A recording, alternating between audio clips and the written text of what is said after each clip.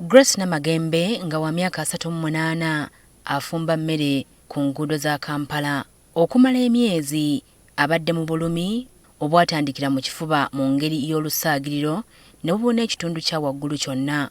Agamba bumuluma n'awulira ng'omuliro ogumwokya nga kiwerekerwako okulamusa embuga oba okutanaka naddala ng'alina kyasudde mu lubuto. Naddala wano okusinga wano wabasinga okuluma omuliro guba mungi ng'owulira nga kaliwa guba kumidde mu obwekyoto waneeno mu kifuba obeera bejagalira kumukumu nga tokoma kati kinenge kikubamu gaasi wano nga lwokola bw'otyo omala osesema ng'ofuna okubejjagala nga kunene ng'ate kwa kumukumu non-stop. Yasooka n'addukira mu bulwaliro ku kyalo gy'asula wabula nga buterere. Lumu obulumi bwamusukkako n'atuuka nga takyayinza na kutambula era baayola muyoole okumuddusa mu ddwaliro ekiruddu. Kyasembayo okujjukira kulengera bbaawe ng'ayogera n'abasawo n'azirika. Abasawo baamukuba ebifaananyi by'omunda era baagenda okuzuula ng'ajjudde obuyinja mu kalulwe nga yali yeetaaga okuddusibwa mu ddongoosezo. Nasooka n'endaba nga abasawo bangi banneetoolodde nga bambadde ebyeru naye nga bangi nengamba ki kino naye nga nsesema wakiri osesema empewo naye ng'osesemye. We twogerera bino ng'ali mu mbeera ya kuwona. Okusinziira ku b'eddwaliro ly'ekiruddu, abantu nga Namagembe beeyongedde ate ng'abasinga baba bakazi. Nti gye buvuddeko baalongoosanga abantu 2 ku 3 wabula kati bamanyi n'okusukka mu 8. Mu myaka nga 1 oba 2 emabega nga tulongoosaayo nga omulwadde omu nga mu buli mwezi nga tulabayo omulwadde ng'omu ne tumulongoosa naye kati OPD teggwa nga tetulabye balwadde abo ne wiiki teggwako nga tetulongoosezza omulwadde olw'ekyo ekizibu.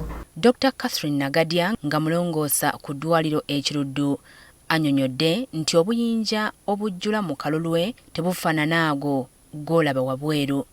Bino biba birungo ebikola amazzi agayitibwa bile agayambako mu kumementula emmere mu lubuto esukka kuyeetaagibwa. Emmere esinga okwetaaga amazzi aga bile yeeyo ejjudde amasavu nga yeetaaga okusaanuusibwa obulungi eryoka etambule mu mubiri. Ekintu ekivaako okukolebwa gano amayinja tubeera ne imbalance mu birungo ebiri mu nnuuni eno. Ennuuni eno ebeeramu ebintu eby'enjawulo kati wabeerawo ebintu ne bisukkirira. Bwe bisukkirira bibeera tebikyasobola kubeera dissolved mu mazzi ag'omu nnuuni. So ekyo bwe kibeerawo ne gagenda wano we gatuula nga galinda emmere okujja gasobola okugenda mu kyenda gatandika okukola kye tuyita super saturation. Ekyo ekirungo kitandika okukola bu crystals. Kati bu crystal ne bugenda nga buzimbako mpola kibeera nga bw'olaba omuzira nga butandise okugwa. So gallstone disease kwe kuba n'obuyinja mu kalulwe oba mu mikutu egiva kalulwe okugenda mu kyenda ky'omuntu. Obuyinja buno kayinza okuba akamu oba obusukka mu kamu, buyinza okuba obutono oba amanene ddala. Abantu abalina obululwe obujjudde basigala tebalina bubonero bukakasa okutuusa nga bakubiddwa ekifaananyi eky'omunda. Obubonero obwangu okuteebereza bwe bulumi wansi w'embiriizi mu mukono ogwa ddyo oluusi n'okutuuka okulowooza nti olina alusa.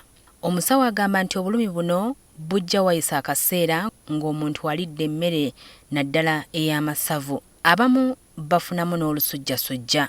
Bingi ebigenda into play si kintu kimu nga bitulabye. Tulaba nti oba n'emikisa singa oba mukyala omunene oba ng'oli fertile okulya ebintu eby'amasavu amangi cholesterol levels kisobola okuteeka ku risk ey'okufuna amayinja gano.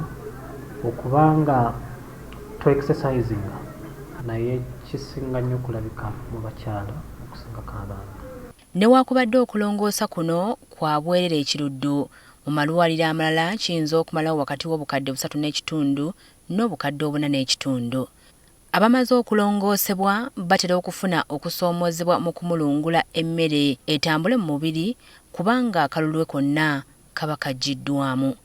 Especially you may experience like maybe some cramping or fullness when you eat fat foods. So we usually recommend that you stay away from fatty foods, yeah, and then you introduce them slowly after a certain period of time. Kati amagezi ge bawadde abantu kugenda mpola naddala ku mmere y'amasavu okufunangayo obudde bwa ddwiro ate mu mwaka omuntu afiseeyo akadde agende mu ddwaliro omubiri gwonna gwekebejjebwe.